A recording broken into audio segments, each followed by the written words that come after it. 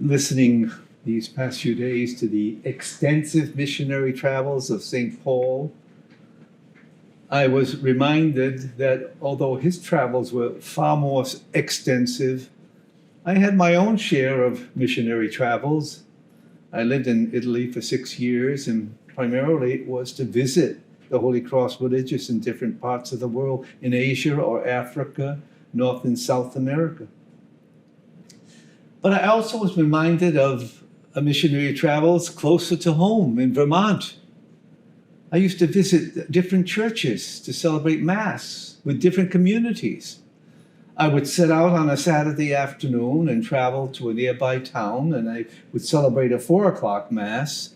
Then I'd get in the car, go over to the next town. There was a camper there or a trailer.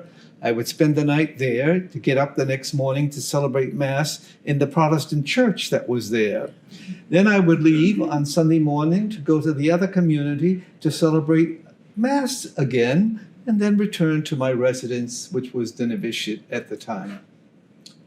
Not sure if, like Paul, I met any Lydias in my travel, or even received an invitation to have supper in someone's home. Parenthetically, by the way, we here in the Northeast, we comment on this with priests. We comment. We get few and far between invitations to go to people's homes. Few and far between. Here in the Northeast, not in the Midwest or in the far West.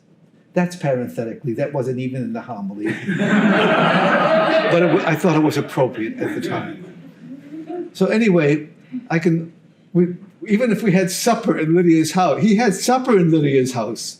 But looking back on the experience, I can only wonder if my travel and preaching served to open any heart to receive Jesus.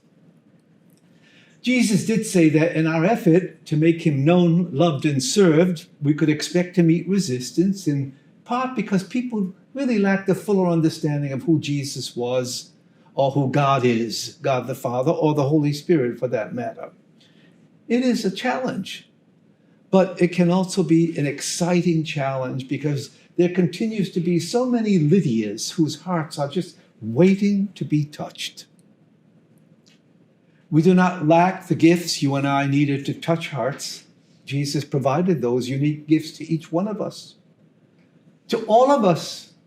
And the most important gift is the Spirit that will be present whenever we engage others in conversation. Engaging others in conversation is a valuable tool for touching hearts. We saw that with Paul and his conversation with those women that he met and with Lydia. Conversation led to preaching. And whether we realize it or not, we have been given every advantage today, you and I, to proclaim Jesus Christ and to open the door to people's hearts.